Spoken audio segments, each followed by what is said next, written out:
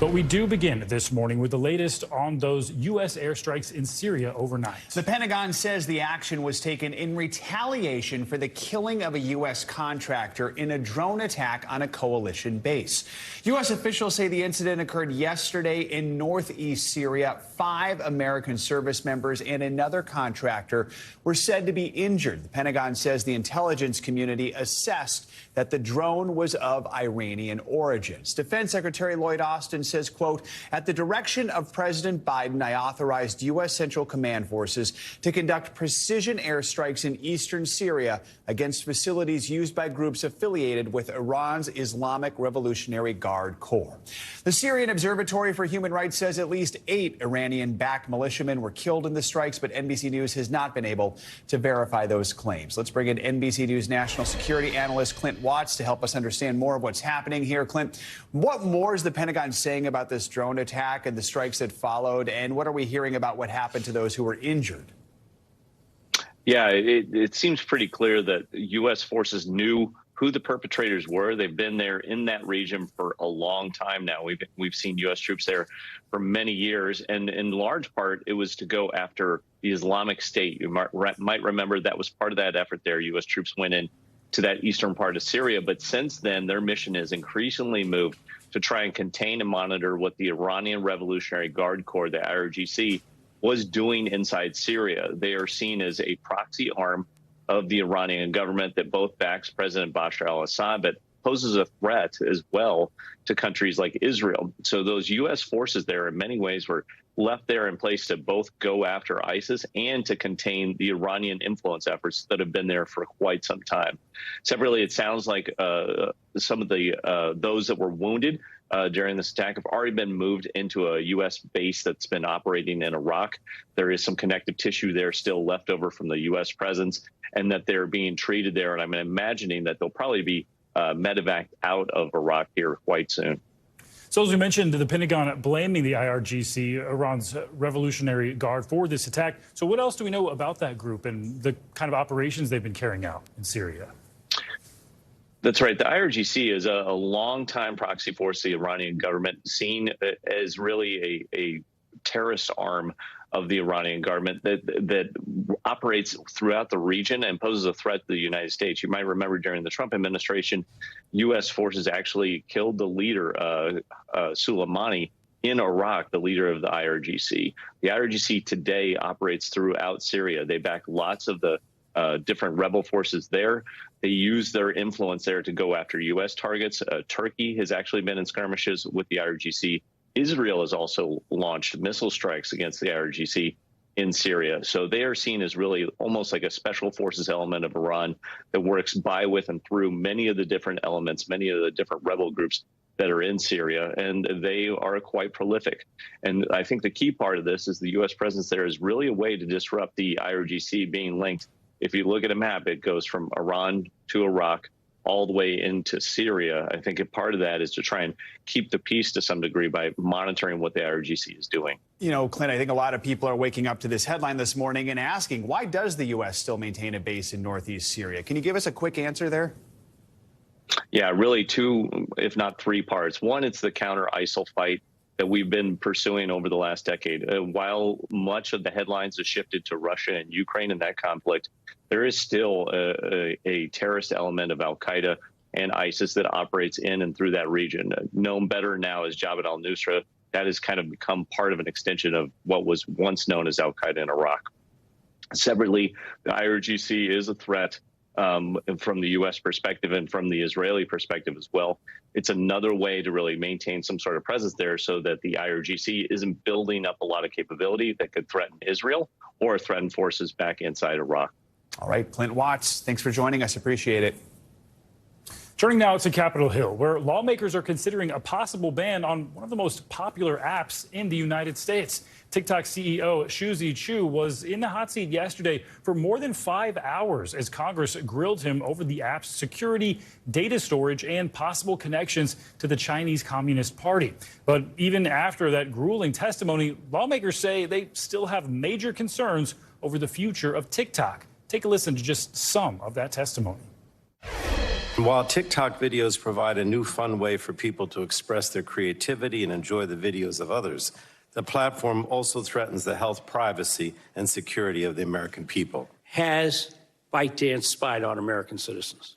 I don't think that spying is the right way to describe it. Congresswoman, I have seen no evidence that the Chinese government has access to that data. They have never asked us. We have not provided. Well, you know what? I find that actually preposterous. The American data has always been stored in Virginia and Singapore in the past. And access of this is on an as-required basis by our engineers globally. By engineers for business purposes. By engineers? This is a private ByteDance? ByteDance. The Communist Party? No. NBC News congressional correspondent Julie Sirkin joins us now from Capitol Hill with more on that hearing. Julie, good morning to you. So this hearing, hours long, what were some of the biggest takeaways, and did this really help TikTok's case at all?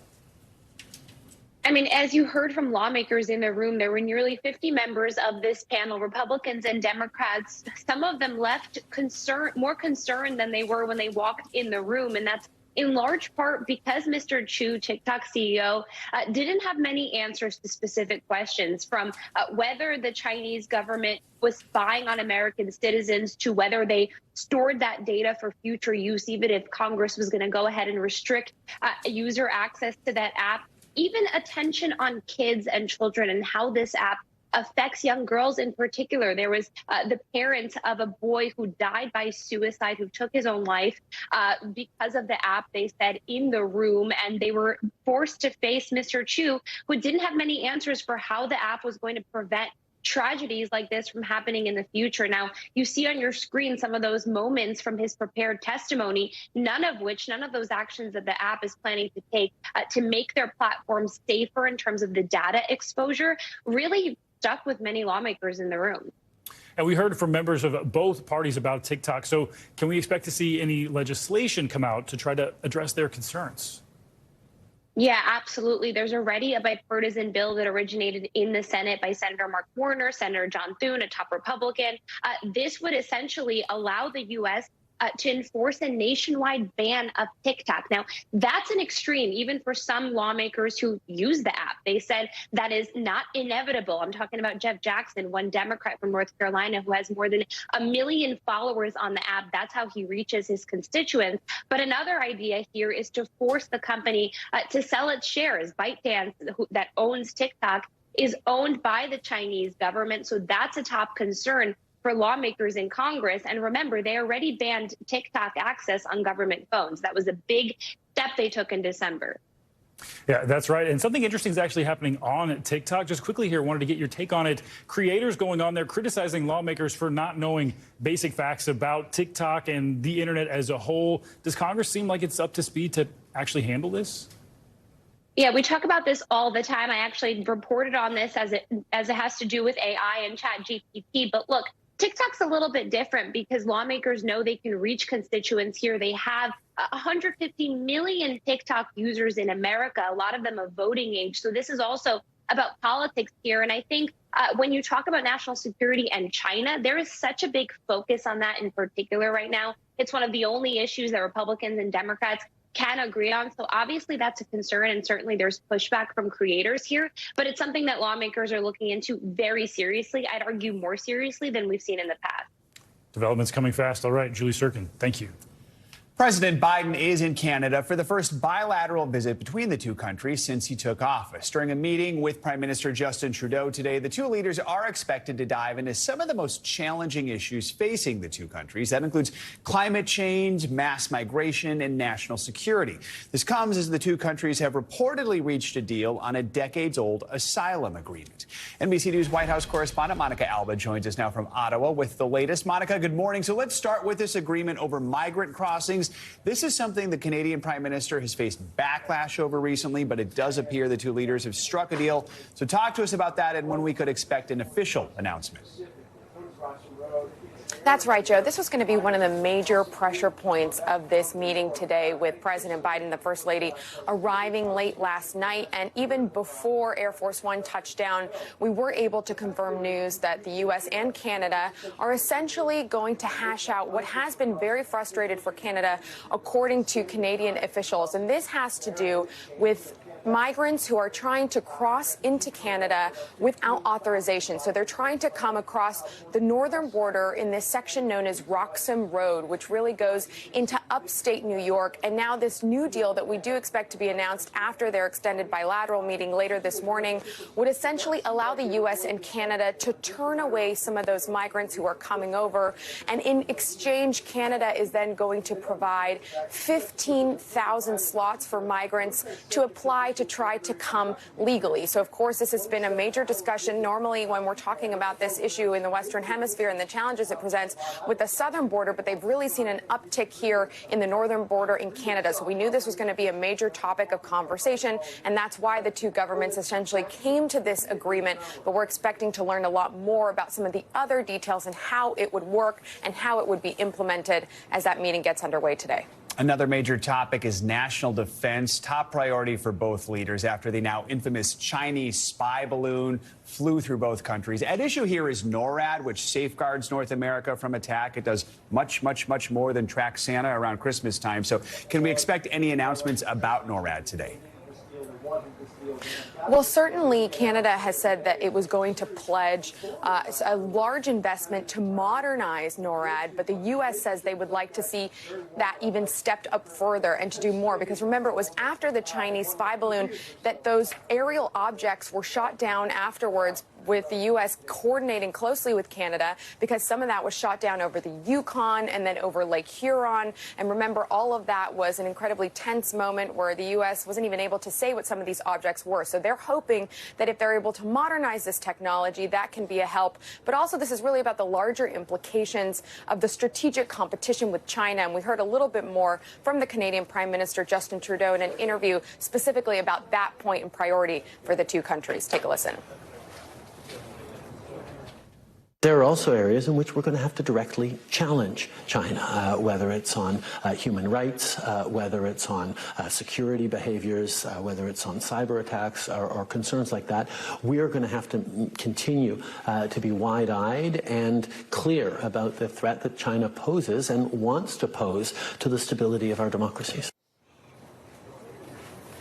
So plenty to discuss here. Of course, those are some of the most complicated issues, but the U.S. is stressing this is an incredibly important relationship. Certainly, this was the first phone call that President Biden made after he was sworn into office, but it is his first visit here as president. All right, Joe. Monica Alba in Canada. Monica, thank you so much. Now to the latest on the New York grand jury investigation into the hush money case involving former President Trump. Yeah, the grand jury is not expected to pick up the case again until next week, and it's not clear when jurors could actually vote on a potential indictment. Trump has denied any wrongdoing in this case. For the latest, we're joined by NBC News national correspondent Gabe Gutierrez. Gabe, good morning to you. So quite the roller coaster of a week, the grand jury hearing from Michael Cohen and his former legal advisor, Robert Costello. What are some of the big takeaways from this past? Well, certainly one of the biggest takeaways, Joe and Stephen, is that you really can't predict exactly what a grand jury will do. It was just last weekend, right? And former President Trump posted on his social media site that he would be arrested on Tuesday. That, of course, did not come to pass. His spokesperson later clarified that he had no direct knowledge, but it has been a roller coaster of a week. On Monday, we first heard that last-minute witness, Robert Costello, who was Michael Cohen's former legal advisor. He delivered testimony. We expected Michael Cohen could perhaps be called as a rebuttal witness to him. That did not come to pass. Then we came back on Wednesday, and we found out the grand jury had been told to stay home and to be on standby for Thursday.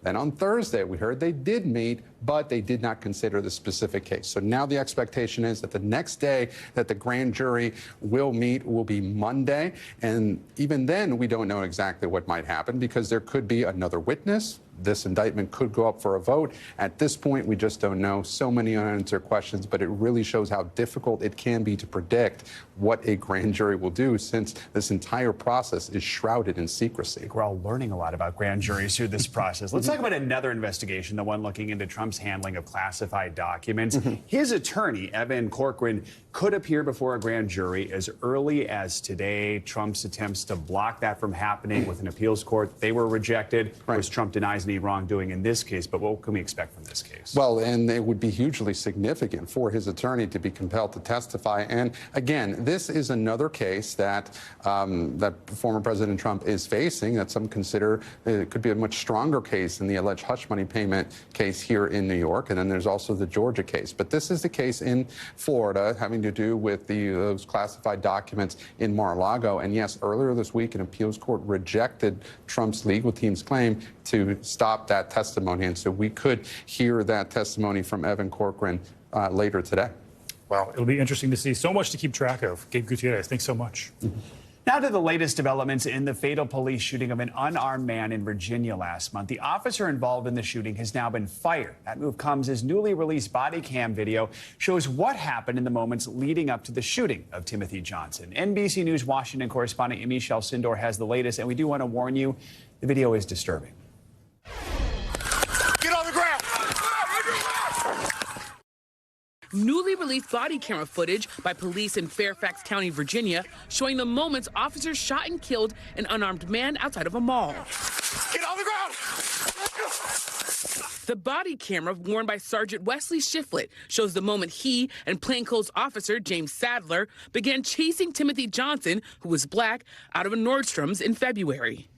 Police say Johnson had triggered anti-theft alarms and was suspected of stealing a pair of sunglasses. You set off sensors, right? The body camera does not show what officers saw before the chase, but police releasing this surveillance video showing Johnson near the sunglass section of the store before exiting. The officers then chasing Johnson into a parking garage, down a stairwell, and into a wooded area. He's crossing over. He's crossing over, guys. The officers heard ordering Johnson down to the ground before 3 gunshots ring out. Get on the ground! Get on the ground! Stop reaching! Stop reaching! Police say the 37-year-old was struck in the chest. Oh, hell, nothing. Shot, man. Hurry! After he was shot, pleading with officers. He later died at the hospital. More often than not, the police body camera footage speaks for itself. This time, it does not. At a press conference today, police revealing 2 pairs of sunglasses were found at the scene, but no firearms or weapons of any kind. The only thing they knew was that he was black and male and had allegedly triggered an alarm from a store for some sunglasses. His family's lawyer calling the shooting an execution. He had nothing that appeared as a gun near where he was. This was an execution by Fairfax County police officers. Sergeant Shiflett, who is believed to have fired the fatal shot, has been terminated. The other officer remains on the force but is on restricted duty. The department, along with the Fairfax County Commonwealth's Attorney's Office, now launching a criminal investigation into those officers. Because the officers' actions do not meet the expectations of our police department. They do not comport with our general orders, our policies, and our procedures. Johnson's family and their lawyer now calling for those officers to be arrested. No parent should not have to view the killing of their child and then be asked to give remarks. However, here we are, and here I stand. Our thanks to Michelle Sindor for that report. The Fairfax County Police Chief says authorities are still investigating why the officers fired on Johnson. He declined to comment on whether Johnson was actually reaching for anything when he was shot. All right, time now to check in on your Morning News Now weather forecast. Police Captain Meteorologist Michelle Grossman, busy all week. She joins us with your weekend forecast. Michelle, good morning. Good morning, guys. Great to see you. And we are busy once again today because we have a very slow-moving front that's going to be the area where we're going to see rounds of heavy rain. We're seeing that this morning, and even the chance of severe storms later on today. We could see a severe weather outbreak, long-tracking tornadoes in portions of the south into the mid-Mississippi Valley. Really easy to make out where that front is on the map. You can see all those colors, the oranges, yellows, reds, even some green. That is where the rain is falling, and it's not moving very far. So we're going to see this over and over as we go go throughout today. It's stretching from Texas all the way to portions of New Jersey. So because of that, 22 million people are waking up to a flood watch. Where you see the green, that is a flood watch. Flash flood warning is in red. That means flooding is happening right now. So we're going to see that in and out as we go throughout this Friday. Here is the setup. That very slow moving front will move a little bit to the north, a little bit to the east, but along that front, we're going to see that flood risk for much of the Ohio Valley. And then we're going to see an enhanced tornado threat across the south. That's going to be a big concern as we go throughout the afternoon. Bill Cairns will be here throughout the afternoon tracking this. But this is what it looks like. We have 15 million at risk for strong, long tracking tornadoes, winds gusting over 75 miles per hour. Could see some damaging hail, not quite as big as what we saw over the last 24 hours, but we are looking at that red area. That is a moderate risk. Greenville, also Memphis, Little Rock, Shreveport, Tupelo, that's in the orange. And that's where we're looking at the expectation or likelihood of EF3 or greater tornadoes. So that's going to be a concern as we head throughout the later part of the day once we get that daytime heating going, along with that Gulf moisture. Flash flood risk, also rainfall rates of 1 to 2 inches per hour. We could see up to 5 inches of rain in some spots as we go throughout the next 48 hours, especially where you see that pinkish red color, that maroon color from Cincinnati, Evansville, Paducah, Poplar Bluff down to Little Rock. And that's because we're going to see quite a bit of rain in some spots over the next couple of days. And again, the ground is already saturated. Back to you guys. All right, Michelle, thank you so much. Thanks for watching our YouTube channel. Follow today's top stories and breaking news by downloading the NBC News app.